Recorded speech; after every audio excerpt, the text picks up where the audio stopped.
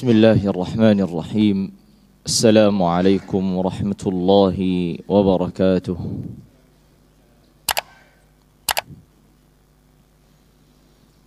Alhamdulillahi rabbil alamin.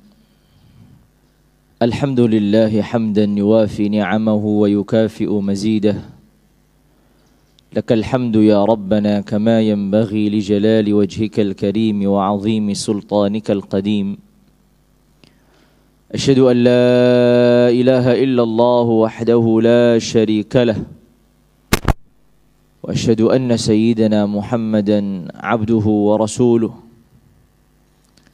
اللهم صل وسلم وبارك على عبدك ورسولك النبي الأمي سيدنا محمد وعلى آله وأزواجه وذريته وصحابته والتابعين ومن تبعهم بإحسان إلى يوم الدين أما بعد فاللهم بك أصبحنا وبك أمسينا وبك نحيا وبك نموت وإليك النشور أصبحنا على فطرة الإسلام وعلى كلمة الإخلاص وعلى دين نبينا محمد صلى الله عليه وسلم وعلى ملة أبينا إبراهيم حنيفا مسلما وما كان من المشركين رضينا بالله ربا وبالإسلام دينا وبمحمد صلى الله عليه وسلم نبيا ورسولا اللهم إنا نسألك علما نافعا ورزقا طيبا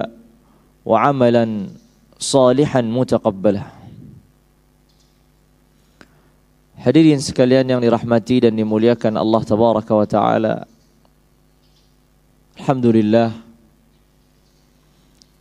atas karunia, alhamdulillah atas anugerah, alhamdulillah atas setiap kondisi yang Allah Tabaraka wa Ta'ala berikan kepada kita.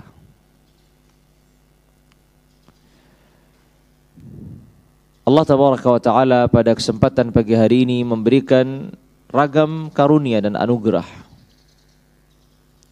Diberikan kesempatan bagi kita untuk melanjutkan kehidupan. Diberikan kemudahan bagi kita untuk melangkahkan menuju ketaatan. Diberikan taufik dan hidayah untuk melakukan peribadatan, salat subuh, berzikir, bahkan kemudian duduk di majelis ilmu. Semoga Allah Tabaraka wa Ta'ala terus melimpahkan kepada kita karunia-karunia-Nya, dan semoga Allah Tabaraka wa Ta'ala terus memberikan kepada kita ragam anugerah-anugerahnya. Dan dengan anugerah ini kita mampu untuk selalu bersyukur kepadanya dengan melaksanakan kewajiban-kewajiban seorang hamba, menjauhi larangan-larangan Allah Tabaraka wa Ta'ala atas hamba, menyempurnakan kewajiban-kewajiban ini dengan sunnah-sunnah yang diajarkan oleh Sayyidina Rasulullah alaihi afdhalus salati wa atamus salam.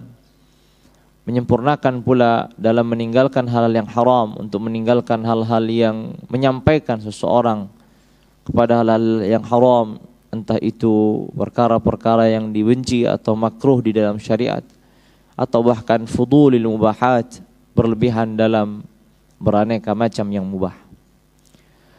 Jamaah sekalian yang dirahmati dan dimuliakan Allah Tabaraka wa Ta'ala, kita ketahui bahwasanya Allah Tabaraka wa Ta'ala menurunkan Al-Quran sebagai petunjuk. Inna hadzal Qur'ana yahdi lillati hiya aqwam.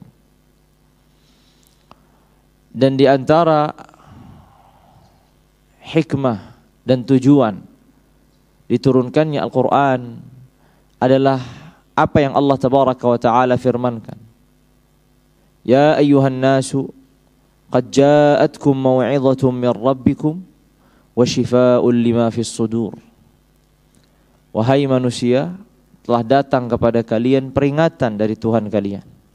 Lalu wa shifaa'un lima fis sudur, sebagai penyembuh, penawar di perihal-perihal dari perkara-perkara yang ada di dalam dada. Artinya dari penyakit-penyakit hati. Ya, jelas kata Allah tabaraka wa taala, ya ayyuhan nasu qad ja'atkum mau'izatun min rabbikum wa shifaa'un lima fis suduri wa huda.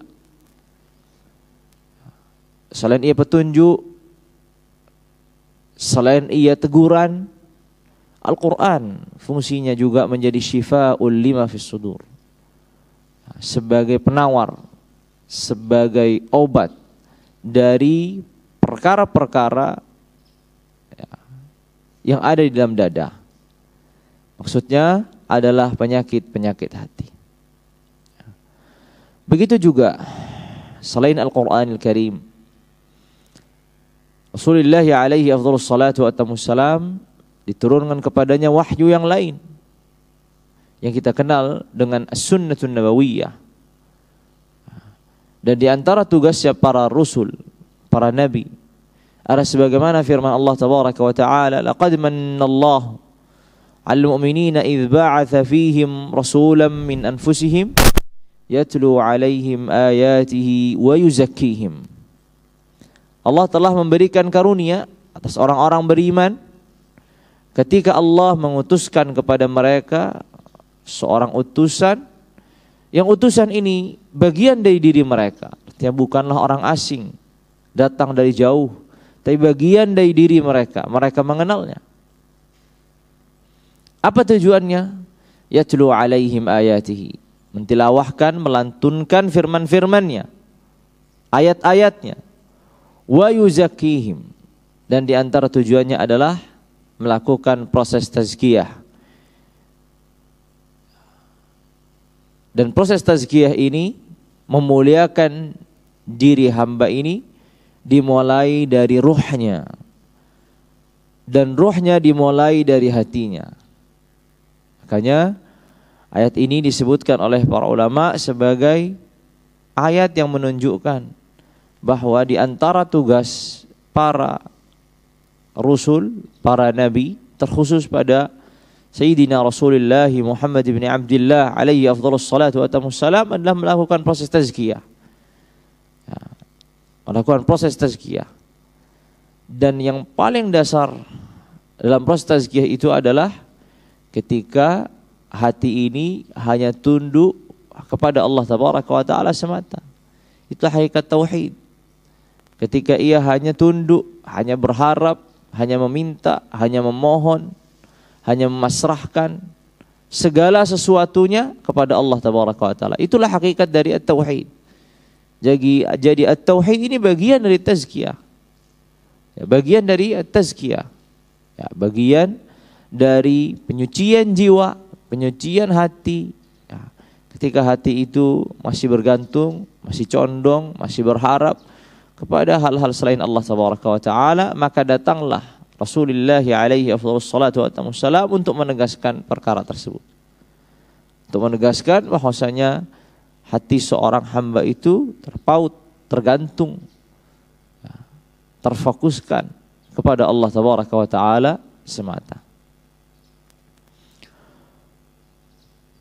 Lalu kemudian setelah kita mengetahui bahwa Al-Quranul Karim, Sunnah Nabawiyah, ala sahibiha afdhalus salati wa atammus salam, sebagai sumber untuk mendapatkan kesucian jiwa, kejernihan hati, maka di dalam Al-Quran, di dalam hadis, ya, di antara perkara yang disebutkan ya, oleh Allah tabaraka wa taala dalam Al-Quran untuk meneguhkan hati, untuk meneguhkan hati dalam kesuciannya, dalam kejernihannya, dalam takwanya, dalam imannya, adalah amalan-amalan yang saleh. Makanya Allah tabaraka wa taala berfirman, "Walau annahum fa'alu ma yu'adhuna bihi lakana khairan lahum wa ashadda tathbita." Walau annahum fa'alu ma yu'adhuna bihi lakana khairan lahum wa ashadda tathbita. Andai kata mereka melakukan hal-hal yang telah diperingatkan, telah datang pada mereka, tentu itu akan membuat lebih baik untuk diri mereka dan meneguhkan lebih ya, diri mereka wa ashadda tathbita, untuk meneguhkan lebih. Sehingga hubungan antara kesucian hati dan amal soleh itu hubungan yang sangatlah erat. Amal yang soleh akan selalu membuat hati itu jernih. Dan ketika hati itu jernih, akan melahirkan amalan-amalan yang soleh. Jadi ada talazum, ada keterkaitan ya, antara satu dengan yang lain. Tidak bisa kita pisahkan. Kita fokus menjernihkan, membersihkan hati ya, agar amal soleh itu terlahir darinya. Tapi yang harus kita lakukan adalah kita tetap berupaya terus untuk menyembuhkan, membersihkan ya, hati kita, jiwa kita. Dengan cara apa? Dengan meningkatkan amal soleh. Amal soleh yang bertambah akan menjadi sebab kejernihan hati. Kejernihan hati akan menambahkan amal soleh itu. Ya. Jadi ada keterkaitan antara keduanya. Maka Sayyidina Rasulullah alaihi afdhalus salatu wa atammus salam apabila ya mendapatkan sesuatu ya merasa gundah, merasa sedih, merasa tidak tenang, disebutkan dalam satu periwayatan, kana Rasulullah sallallahu alaihi wasallam idza hazabahu amrun fazi'a ila shalah. Dahulu kala Rasulullah alaihi afdhalus salatu wa atammus salam, ketika datangnya padanya sesuatu, hazabahu amrun fazi'a ila shalah, maka ia bergegas berlindung dengan salat. Ya, jadi salat ini menjadi bagian dari solusi atas masalah-masalah yang berkaitan dengan kecemasan, kesedihan, kekhawatiran. Karena Rasulullah sallallahu alaihi wasallam idza hazabahu amrun fazi'a ila shalah. Begitu pula Sayyidina Rasulullah alaihi afdhalus salatu wa atammus salam mengatakan kepada Bilal, "Ya Bilal, arihna biha. Arihna biha ya Bilal. Buatkan kami beristirahat dengannya." Maksudnya beristirahat dengan salat. Salat menjadi tempat peristirahatannya Rasulullah alaihi afdhalus salatu wa atammus salam. Karena ada perbedaan orang yang melaksanakan salat dengan sepenuh hati, maka itu artinya dia akan memutus seluruh urusan-urusan duniawinya di luar salat. Dan ketika masuk dalam salat, ia hanya fokus kepada Allah dan urusan akhirat. Sehingga seluruh kesedihan, kecemasan, kegundahan itu terputus. Ini kalau orang yang melaksanakan salat sebagaimana Sayyidina Rasulullah alaihi afdhalus salati wa atammus salam. Atau juga ada sebagian orang yang tingkatannya di bawahnya melaksanakan salat untuk menghilangkan kesedihan dengan menjadikan salat ini perantara agar Allah tabaraka wa taala menggantikan kesedihannya dengan kebahagiaan, kegelisahannya dengan ketenangan. Nah, di perkara yang di bawahnya atau tingkatan yang di bawahnya. Jadi tingkatan orang beriman yang melaksanakan salat agar terputus dari kesedihan itu ada satu tingkatan, dan ini dicapai oleh mereka yang khullas, orang-orang yang benar-benar tulus dan sepenuh hati. Ketika mereka masuk dalam salat, memang benar-benar terputus dari seluruh keterkaitannya dengan dunia. Artinya dia masuk dalam salat sama sekali lagi tidak mengingat urusan pribadinya, urusan keluarganya, urusan apapun. Masuk dalam salat hanya berkaitan dengan Allah tabaraka wa taala. Ya. Tentu tingkatan ini tercapai oleh sebagian orang. Sebagaimana misalkan beberapa kisah dari ulama ussalaf rahimahumullahu tabaraka wa taala. Ketika mereka harus melakukan operasi, diamputasi kakinya dan diminta untuk minum khamr ya, agar tidak terasa Maka dia menolaknya. Lalu kemudian bagaimana cara memotong kakinya yang harus dipotong, ini darurat. Maka saya tunggu ketika aku sholat. Kalau aku sudah sholat maka potonglah kakiku ini. Kenapa? Karena di dalam sholatnya ia benar-benar terpisahkan dari dunianya. Tidak lagi diingat sedikit pun dari perkara-perkara dunianya. Yang tersisa adalah perkara akhiratnya, kehidupannya dengan Allah Tabaraka wa Ta'ala. Tapi juga ada orang-orang beriman yang levelnya, tingkatannya di bawah itu, yaitu mereka yang menjadikan sholat itu menjadi wasilah dan perantara untuk mendapatkan ketenangan, untuk mendapatkan kenyamanan, untuk mendapatkan kebahagiaan. Artinya ketika masuk dalam sholat, ia masih dalam keadaan sedih, masih dalam keadaan gelisah, masih dalam keadaan cemas, khawatir, gundah. Tapi ia sholat, ia berharap kepada Allah agar dengan sholatnya ini ia mendapatkan solusi. Jelas? Makanya ini adalah dua tingkatan mereka yang melakukan amal soleh. Di antaranya misalkan sholat, untuk apa? Untuk mensucikan jiwanya dan hatinya.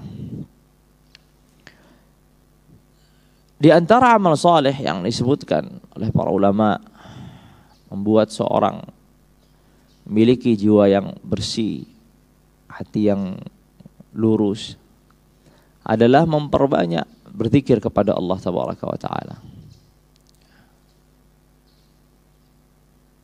Al-Imam Ibnu Qayyim rahimahullahu tabaraka wa ta'ala mengatakan, wasada'ul qalbi bi amrayni bil ghaflati wal dhanb. Hati itu menjadi berkarat, menjadi rusak dengan dua perkara. Perkara yang pertama adalah al-ghaflah, kelalaian, lupa, lalai. Perkara yang kedua adalah dosa. Perkara yang kedua adalah dosa. Sebagaimana Rasulullah alaihi afdhalus salatu wassalam bersabda, innal mu'min idza adznaba kanat nuktatun sauda fi qalbihi. Seorang mukmin itu kalau berdosa maka di hatinya akan ada satu corak hitam, ada satu titik hitam. Dan terus kalau dia melakukan dosa, bertambahlah corak hitam ini, titik hitam ini semakin menguasai hati. Fa in taba wa naza'a, kalau dia nanti bertaubat, meninggalkan dosa-dosa itu, wastaghfara suqila qalbuhu, beristighfar, minta ampun, maka kembali lagi bersih hatinya. Makanya kata Ibnu Qayyim, wajila'uhu bi syai'aini bil istighfari wadz dzikr. Dan tersucikannya hati dari karat yang ada, dari kerusakan yang ada itu adalah dengan dua hal. Satu bil istighfar, ya, istighfar ini untuk melawan dosa, dan az-dzikr, berzikir kepada Allah untuk melawan al-ghaflah. Karena kata beliau tadi ya, sada'ul qalbi bi amrain. Hati itu berkarat, hati itu menjadi rusak dengan dua perkara. Satu dengan kelalaian, yang kedua dengan dosa. Apa lawan dari keduanya? Itulah yang akan mensucikan hati. Lawan dari kelalaian adalah mengingat Allah. Gimana cara mengingat Allah agar hati ini mengingat Allah? Mulai dari lisannya.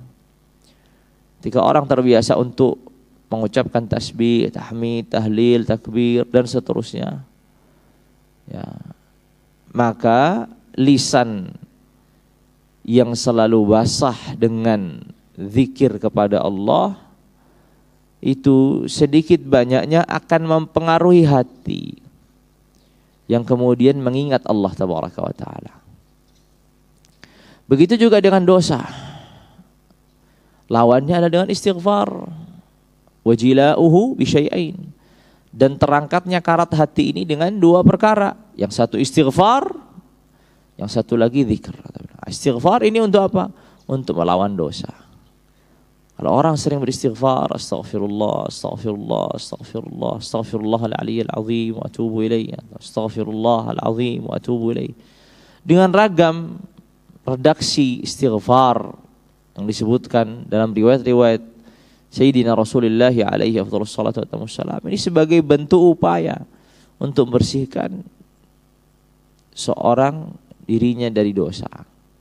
Ya, dengan terangkatnya dosa ini, maka hati akan kembali lagi jernih, bersih. Jiwa akan kembali lagi menjadi suci. Ya. Makanya Ibnu Abbas radhiyallahu taala anhu arda, satu riwayat yang disebutkan kepada beliau mengatakan, "Asy-syaitanu jathimun ala qalbi ibni Adam. Fa idza ghafala waswas, wa idza dzakara Allah khanas." Ya. Setan ini benar-benar menunggui, benar-benar membersamai hatinya anak Adam. Kalau dia lalai, lupa, maka dia melakukanlah waswasnya. Kalau hati ini ingat dan ingat Allah Tabaraka wa Ta'ala, maka setan ini khanas. Dia berhenti untuk melakukan waswasnya. Dia akan melakukan cara yang lain agar dia tidak berzikir, kemudian dia bisa memasukkan bisikan-bisikannya. Begitu kata Ibnu Abbas radhiyallahu taala anhu arda. Asy-syaitanu jathimun ala qalbi ibni Adam, fa idza ghafala waswas, wa idza dzakara Allah khanas. Ya, benar-benar menanti kesempatan, kondisi, keadaan di mana seorang ini lupa, lalai, disitulah ia bisa masuk untuk membisikkan bisikan-bisikannya. Tapi ketika ingat, maka dia akan berhenti untuk membisikkan bisikannya. Benar, ia akan melakukan cara-cara lain agar ia lalai. Tapi ia tidak bisa membisikkan hal-hal yang buruk sampai dirinya benar-benar lalai, baru bisa dimasukkan perkara-perkara yang buruk. Para ulama juga menyebutkan di antara yang mengangkat kelalaian, ya, selain berzikir, ya, adalah mengingat kematian. Sayyidina Rasulullah alaihi afdhalus salatu wassalam mengatakan, "Aktsiru dzikra hadimil ladzat atau hadhimil ladzat." Perbanyaklah diri kalian dengan mengingat perkara yang memutus kenikmatan, memutus kelezatan. Itu kematian maksudnya.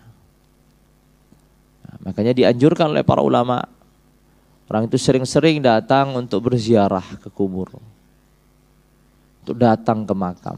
Maksudnya adalah agar ia ingat bahwa kehidupannya hari ini akan berujung di sana.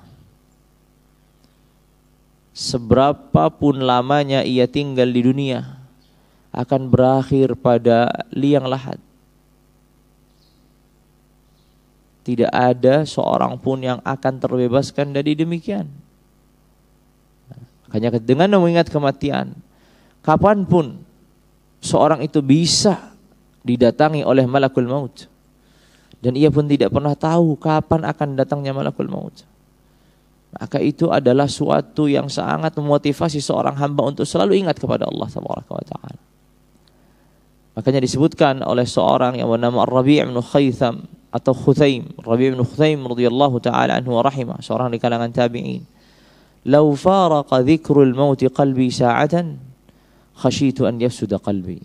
Ia mengatakan tentang dirinya, kalau seandainya ingat kematian itu terlepaskan dari hatiku sesaat saja, sesaat. "Lau faraqa dzikrul mauti sa'atan, lau faraqa qalbi dzikrul mauti sa'atan." Atau "lau faraqa dzikrul mauti qalbi sa'atan." Andai kata mengingat kematian itu terpisahkan dari hatiku sesaat saja, khasyitu an yafsuda qalbi, aku takut hatiku menjadi rusak. Ini kata Rabi' ibnu Khuthaim. Ya, memang benar, orang kalau selalu ingat kematian, ya, maka yang diingat adalah bagaimana ia mempersiapkannya. Karena kematian bukanlah akhir dari kehidupan, tapi kematian adalah kehidupan yang baru. Ya, karena kematian bukanlah akhir dari kehidupan, tapi kematian adalah kehidupan yang baru. Kehidupan yang tidak ada lagi upaya dan usaha untuk memperbaikinya. kehidupan yang ditentukan dengan kehidupan sebelumnya. Tidak bisa lagi seorang setelah mati menentukan kehidupannya di alam barzakh. Karena kita mengetahui kehidupan itu ada 3. Kehidupan di dunia, kehidupan di alam barzakh, dan kehidupan di alam akhirat. Kehidupan di alam barzakh dan kehidupan di alam akhirat itu bergantung dengan kehidupan di dunia. Ya. Kehidupan di alam barzakh, di kubur, di liang lahat, itu bergantung dengan kehidupan di dunia. Kehidupan di akhirat juga bergantung dengan kehidupan di dunia.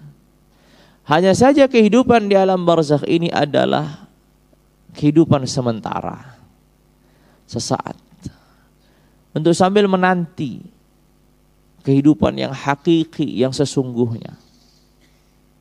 Yang mana Allah tabaraka wa ta'ala sudah katakan, wa innal akhirata hiya darul hayawan.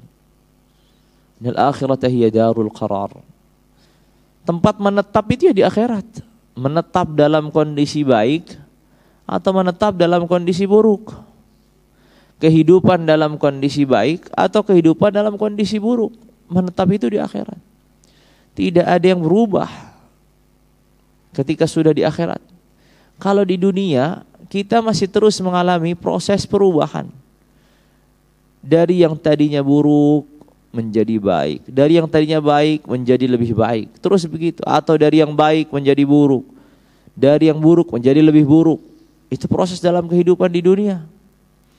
Kalau di akhirat, segala sesuatu sudah ditetapkan Allah tabaraka wa ta'ala.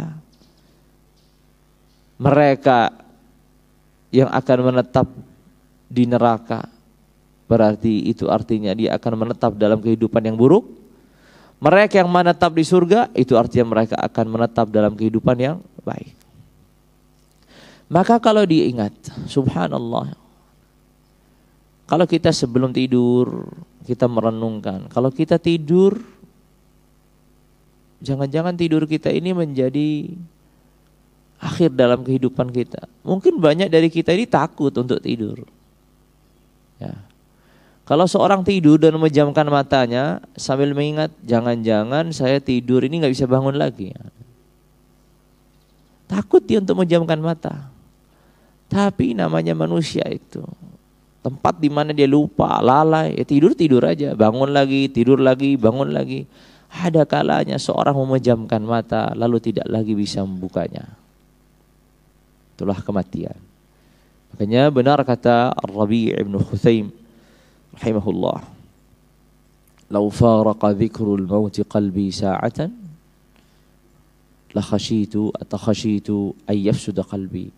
Andai kata mengingat kematian ini terpisahkan sesaat dari hatiku, maka aku khawatir hatiku menjadi rusak. Ini itu yang kita alamin. Ya. Karena kita jauh dari mengingat kematian, bahkan setiap datangnya kematian pun kita tidak bisa mengambil pelajarannya. Kematian orang yang baik ataupun kematian orang yang buruk, ya, semuanya ada pelajarannya. Kita tidak bisa mengambil itu semua, maka benar seperti yang dikatakan, khasyitu an yafsuda qalbi. Kalau beliau takut, khawatir bahwa hatinya akan rusak dengan terangkatnya atau terlupakannya ingat kematian. Kalau kita mungkin sudah benar-benar rusak hati kita karena memang sudah terangkat ingatnya kematian dari diri kita. Di antara yang disebutkan oleh para ulama yang menguatkan, mengokohkan, ya, meluruskan hati ini dalam kebaikan adalah kisah-kisah orang-orang yang saleh. Qasasus salihin, qisasus salihin.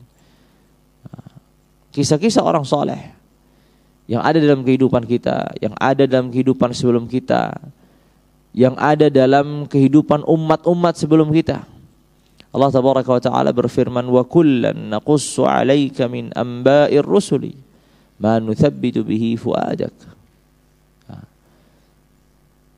Seluruh yang kami ceritakan kepadamu tentang kisah-kisah para nabi, tentang kisah-kisah para rasul, ini khitabnya tertuju kepada Sayyidina Rasulullah alaihi afdhalus salatu wassalam. Allah mengatakan kepada nabinya, ya Rasulullah, Seluruh kisah yang aku kisahkan kepadamu tentang peristiwa yang terjadi para nabi dan rasul, itu tidak lain dan tidak bukan untuk apa? Ma nuthabbitu bihi fuadak.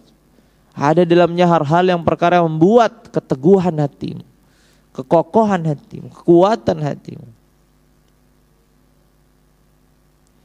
Makanya apabila kita melihat kisah-kisah dalam Al-Quran, maka pertama kali yang tertuju itu sebelum kita siapa? Rasulullah alaihi afdhalus salatu wassalam.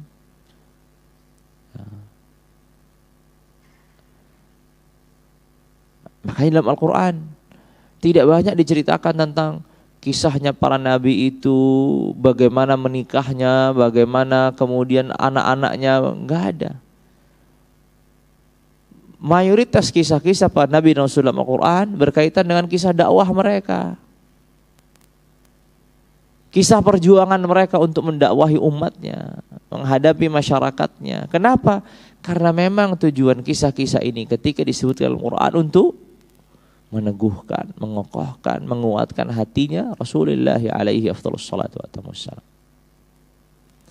Dan di antara menguatkan hati, menyucikan jiwa itu adalah ketika memang ia membaca, seorang itu membaca atau mendengarkan kisah-kisahnya orang-orang soleh yang mereka teguh, yang mereka kokoh, yang mereka kuat.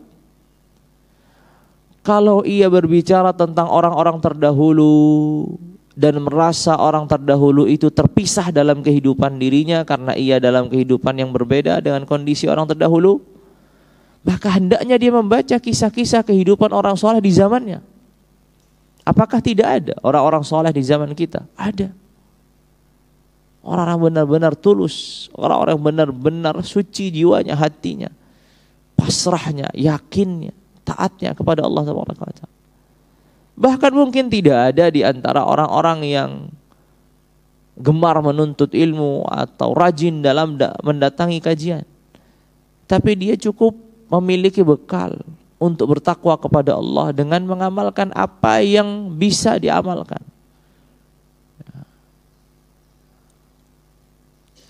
Makanya kita sering kali mendapatkan kondisi-kondisi orang awam yang dia mungkin tidak banyak hadir di majelis taklim, entah karena kesibukannya, entah karena terhalanginya, entah karena ragam alasan pada dirinya. Tapi ia memiliki kedudukan, kesolehan, ketakwaan di sisi Allah Tabaraka wa Ta'ala lebih jauh daripada diri kita yang gemar untuk di majelis taklim. Kalau ditanya tentang tahajudnya, ia sudah terbiasa terbangun dari jam 2, dari jam 1 untuk melaksanakan sholat malam. Kalau ditanya tentang puasanya, ya bahkan puasanya puasa Daud alaihi salam. Tapi kalau kita melihat, ia bukanlah jamaah pengajian kita dalam tanda kutip. Ia bukanlah orang yang datang ke majelis taklim. Ia sholat sebagaimana orang sholat, rajin berjamaah. Ia melaksanakan hal-hal yang luar biasa dalam ketaatan. Ini kadang kita melewatkan dan kita meremehkan. Nah, makanya hadir kita di majelis taklim, hadir kita di kajian-kajian ilmu itu amal soleh, perlu kita jaga, perlu kita tingkatkan. Tapi bukan berarti itu menjadi inti dari segalanya. Ya, asal kita sudah ngaji, asal kita sudah kenal majelis ilmu, ya sudah.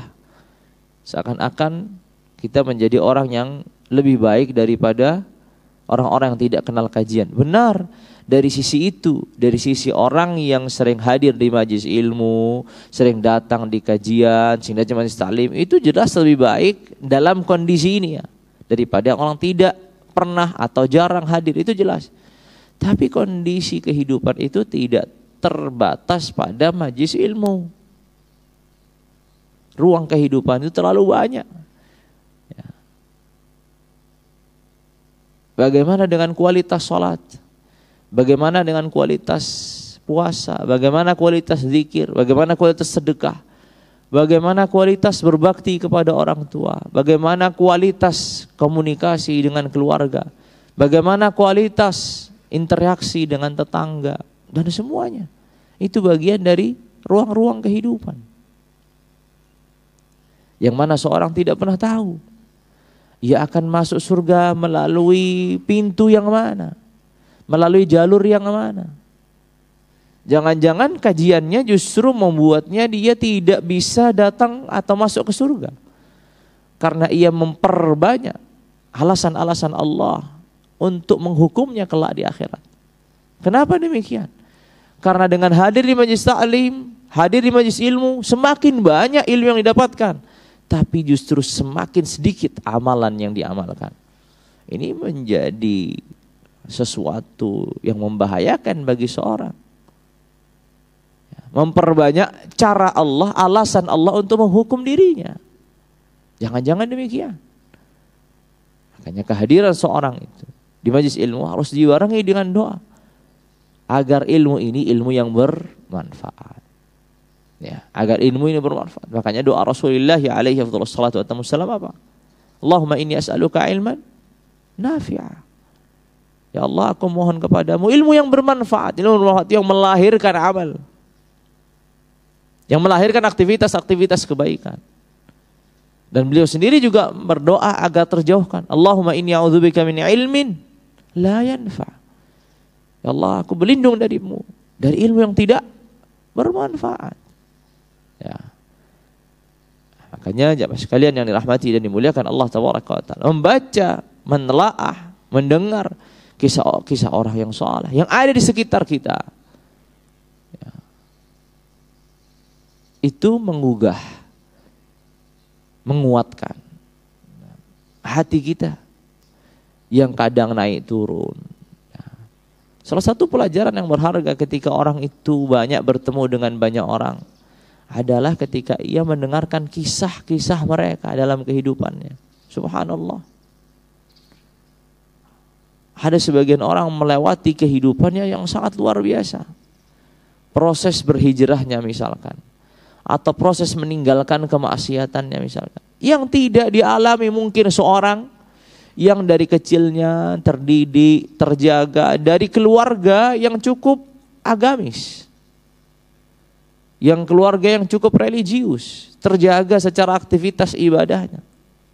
Ia tidak pernah mengenal hal-hal yang salah, sehingga proses kehidupannya ya biasa-biasa saja. Kalau kemudian dia mendengar, menyimak bagaimana sebagian orang itu benar-benar bekerja keras, usaha dan upaya yang sangat hebat untuk meninggalkan keburukan-keburukan di masa lalu, di sini dia akan sadar betapa karunia Allah Tabaraka wa Ta'ala sangatlah besar kepada dirinya. Tidak melalui proses yang panjang untuk mendapatkan hidayah dari Allah, tidak melalui proses yang susah untuk melangkahkan kaki ke masjid. Ada sebagian orang puluhan tahun tetangga masjid, tidak pernah kenal masjid, sholat pun tidak sholat. Lalu kemudian setelah itu Allah berikan hidayah pada dirinya. Ya. Allah berikan hidayah pada dirinya setelah sudah puluhan tahun. Setelah Allah berikan hidayah, biasanya orang-orang demikian itu akan jauh lebih menjaga sholatnya daripada yang dari kecil dia memang keluar masuk masjid. Terkhusus kualitas sholatnya, kualitas ketaatannya, karena ia merasa dia harus menebus kesalahan-kesalahan di masa lalunya.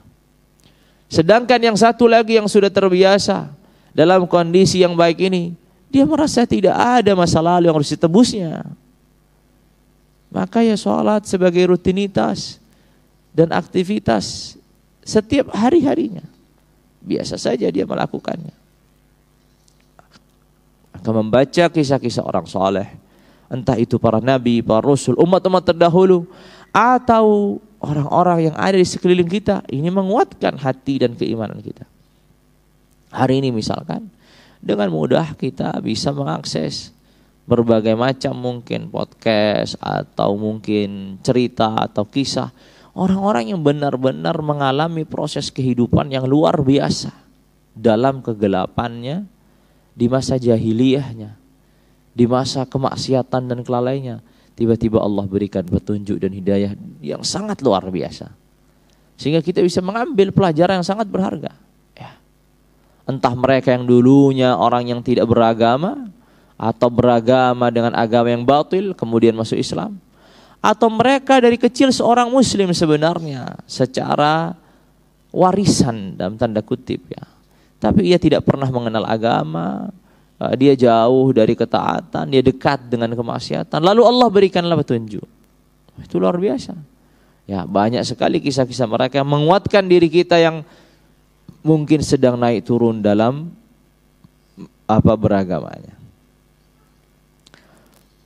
Kemudian jamaah sekalian dirahmati dan dimuliakan Allah tabaraka wa taala. Di antara para ulama ada yang mengatakan bahwa al-hikayatu jundun min junudillah. Yuthabbitu Allahu biha qulubal 'arifin min ibadihi. Kisah-kisah itu salah satu tentara dari tentara Allah, yang mana dengannya Allah itu meneguhkan hati orang-orang yang mengenal dengan dirinya. Ya, meneguhkan hati orang-orang yang mengenal dengan dirinya. Makanya memang penting ya. Hari ini alhamdulillah kita malas membaca, kita bisa mendengar. Ya. Hari ini kan banyak sekali kisah-kisah mereka yang berproses, entah itu berjuang untuk menyelamatkan dari agamanya, dari keluarganya dan seterusnya. Perjuangan yang luar biasa yang tidak mudah. Berbeda halnya mungkin seorang dari diri kita yang terlahir dari keluarga yang cukup baik agamanya, lalu kemudian cukup kenal sholat dari kecil, puasa dari kecil dan seterusnya. Berbeda halnya dengan mereka yang terus berjuang sampai kemudian Allah Ta'ala bukakan kebaikan-kebaikan untuk dirinya. Ya. Lalu kemudian yang terakhir, mas sekalian yang rahmati dan dimuliakan Allah Ta'ala. Di antara perkara yang menjaga hati kita, mensucikan hati kita, memang kita ini perlu yang disebutkan oleh para ulama, al-ibti'adu 'anil fitan wadz-dzunub. Menjauhkan diri kita dari pintu-pintu fitnah. Pintu-pintu fitnah yang Allah Tabaraka wa Ta'ala bukakan setiap harinya. Ya. Ketika kita membutuhkan sesuatu yang itu menjadi bekal di akhirat, maka tentu kita akan mengambilnya. Tapi ketika perkara itu akan melalaikan kita, membuat kita terjatuh dalam ragam cobaan dan ujian yang berkaitan dengan agama kita, maka disinilah kita yang harus waspadai. Ya. Rasulullah alaihi afdhalus salatu wa atamus salam mengatakan tu'radul fitanu 'alal qulubi kal hasiri 'udan 'uda. Fa ayyu qalbin ushribaha nukita fihi nuktatun sauda. Hati ini selalu setiap kalinya dipaparkan fitnah itu di hadapannya. Terus begitu, setiap kalinya. Maka hati siapapun yang kemudian menyerapnya, menerimanya, maka akan tergores, akan menjadi satu titik hitam dalam hatinya. Dan terus seperti itu setiap harinya, setiap kalinya. Wal'iyadzubillah. Maka jemaah sekalian dirahmati dan dimuliakan Allah Ta'ala. Masing-masing dari diri kita mengetahui kondisinya. Harta bagian dari fitnah. Ketika ia sudah melampaui batasnya. Keluarga bagian dari fitnah. Ketika ia sudah melampaui batasnya. Segala kehidupan kita bagian, bahkan kehidupan kita bagian dari fitnah. Ketika seorang takut mati, bukan karena amalnya yang kurang, bukan. Karena ingin lebih panjang lagi hidup di dunia. Itu bagian dari fitnah. Padahal kehidupan di akhirat itu jauh lebih baik daripada kehidupan di dunianya. Kehidupan di akhiratnya lebih baik daripada kehidupan di dunianya. Kalau dia beriman. Tapi karena dia sudah merasakan kenikmatan tinggalnya di dunia, maka kematian itu menjadi misteri yang sangat luar biasa menantinya. Ya. Bukan karena sakitnya mau mati, bukan karena persiapan yang kurang, bukan. Tapi memang karena sudah memang nyaman tinggal di dunia. Ini kehidupan, ini fitnah yang meliputi dirinya. Makanya Allah tabaraka wa taala ketika berfirman, wailul likulli humazatil lumazah alladzi jama'a malahu wa 'addadah yahsabu anna malahu akhladah. Sebagian orang menyangka hartanya itu akan membuat dirinya kekal. Kalau kita fikir-fikir, apakah harta itu bisa, dan orang yang waras sehat secara akalnya, akankah dia merasa atau berpikir harta itu bisa membuat dirinya kekal? Enggak ada. Tapi maksud Allah tabaraka wa taala adalah ketika orang ini terus mengumpulkan hartanya, seakan-akan harta yang dikumpulkan ini akan terus bersamanya dalam kehidupan yang lama dan panjang, bahkan kekal. Sehingga yang difikirlah uangnya, hartanya. Ini sebagai contoh. Makanya Allah tabaraka wa taala dalam satu kisahnya Qarun menghikayatkan dalam lisannya kaumnya, wabtaghi fima atakallahu ad-daral akhirah wa la tansa nasibaka minad dunya. Yang paling penting untuk dicari itu adalah akhirat. Tapi bukan berarti mencari akhirat itu melupakan kita, bagian kita di dunia. Wa la tansa nasibaka minad dunya. Jangan lupa bagianmu dari dunia ini. La ifrata wa la tafrit. Tidak kemudian kita pokoknya urusan akhirat, dunia enggak pernah apa. Jadi kemudian jatuhnya hidupnya hanya menjadi alah, bergantung pada semua orang yang di sekitarnya. Ini juga masalah. Ini juga masalah. Karena dia hanya mau sholat, puasa, lalu kerja enggak pernah kerja. Nah, ini juga masalah. Tapi juga bukan di sisi yang berbeda, yang lain. Yaitu semua kehidupannya adalah tentang dunianya. Tentang dunianya. Makanya orang yang sudah belajar, orang yang sudah sering datang di majelis taklim, itu dengan aktivitas kesehariannya harusnya selalu bisa meniatkan dengan niat-niat yang baik. Sehingga amal kesehariannya walaupun itu dalam urusan duniawi pun bernilai pahala. Kenapa saya mengejar dunia? Karena saya mau berinfak. Kenapa saya mengejar dunia? Karena saya mau bangun masjid. Kenapa saya mengejar dunia? Karena ada kewajiban menafkahi. Terus itu yang dihadirkan dalam kehidupannya. Bukan kenapa saya mengejar dunia, karena saya mau menyimpan uang ini untuk masa tua. Terus kenapa masa tua? Jangan-jangan sebelum masa tua sudah mati. Ya, subhanallah. Maka jemaah sekalian dirahmati dan dimuliakan Allah tabaraka wa taala. Menutup pintu-pintu fitnah ini penting. Dan masing-masing kita berbeda pintunya. Ada yang mudah terfitnah dengan keluarganya, sehingga keluarganya menjadi fitnah. Ya. Makanya Allah tabaraka wa taala berfirman, inna min azwajikum wa auladikum aduwwan lakum fahdharuhum. Sebagian dari pasangan kalian, anak kalian itu musuh kalian justru. Karena mereka tidak membantu ketaatan, justru melalaikan. Allah tabaraka wa ta'ala berfirman, ya ayyuhalladzina amanu la tulhikum amwalukum wala auladukum an dzikrillah. Jangan sampai kalian lalai karena urusan harta, urusan anak-anak kalian.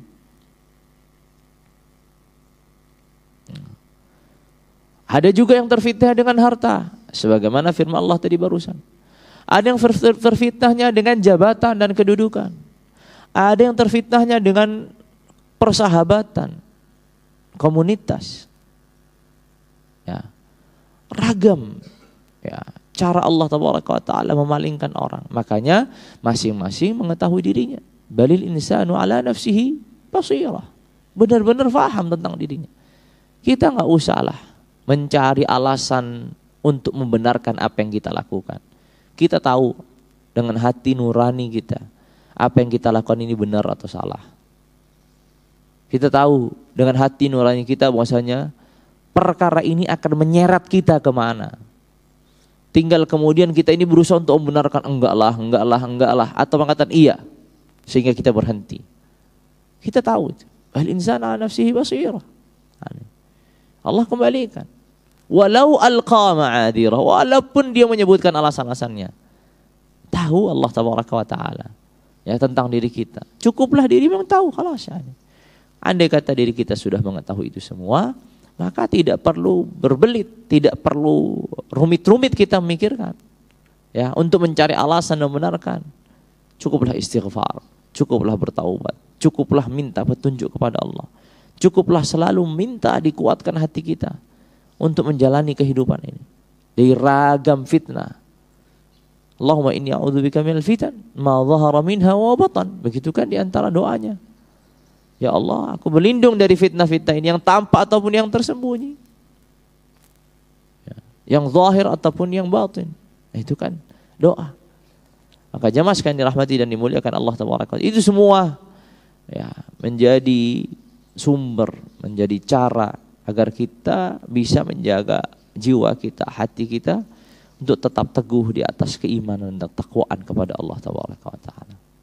Makanya dengan perkara-perkara yang tadi, dengan Al-Quran, dengan Sunnah, dengan amal soleh, istighfar, zikir, membaca, mendengar kisah-kisah orang soleh, atau bahkan dengan menjauhi pintu-pintu fitnah yang kita lebih tahu tentang diri kita sendiri. Itu semua adalah cara dan upaya kita, usaha yang memang perlu pada akhirnya taufik dari Allah tabaraka wa taala, agar kita terjauhkan, agar kita terjaga hati kita dari ragam penyakitnya. Ya, dari ragam penyakitnya. Dan pada akhirnya sebagaimana Allah tabaraka wa taala yang menetapkan penyakit-penyakit itu ada pada diri kita, maka Allah pula yang menetapkan penyakit-penyakit itu terangkat dari diri kita. Pada akhirnya semuanya harus dikembalikan kepada Allah tabaraka wa taala. Banyak-banyak berdoa agar Allah tabaraka wa taala membantu upaya dan usaha kita untuk menyembuhkan diri kita, untuk melipur lara jiwa kita, untuk membangkitkan semangat, untuk menjernihkan jiwa, untuk mensucikan hati kita. Itu pada akhirnya. Karena sehebat apapun cara kita, sekuat apapun diri kita untuk terus berupaya, kalau pada akhirnya Allah tidak memberikan pertolongannya, maka pada akhirnya kita bukanlah siapa-siapa. Satu di antara rahasia di surga Allah tabaraka wa taala ucapan la haula wala quwwata illa billah. Kanzun min kunuzil jannah. Ya, harta yang tersimpan di surga adalah ucapan la haula wala quwwata illa billah. Karena ucapan ini itu adalah ucapan yang sangat mendalam. Kenapa mendalam? Karena dengan ucapan la haula wala quwwata illa billah, seorang hamba itu memasrahkan dirinya kepada Allah dan menafikan seluruh kemampuan dan kekuatan yang dimilikinya dan mengembalikannya kepada Allah tabaraka wa taala. Sehingga dengan ucapan ini tidak sombong, dengan ucapan ini dia rendah hati, dengan ucapan ini dia benar-benar yakin dengan apa yang Allah tabaraka wa taala berikan untuk dirinya. Makanya setiap kali kita terasa terlemahkan, terasa berat untuk menjalankan, minta pertolongan dari Allah. La haula wala quwwata illa billahil aliyyil azim.